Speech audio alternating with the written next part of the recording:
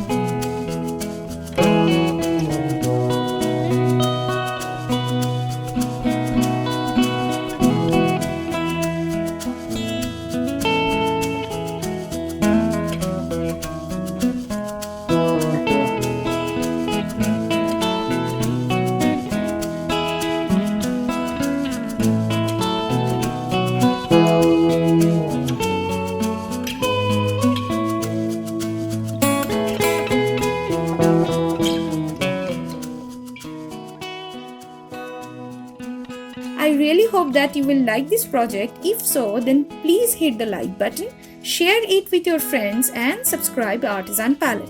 Your likes, comment and share motivate us to prepare more craft. Thank you so much guys for your love.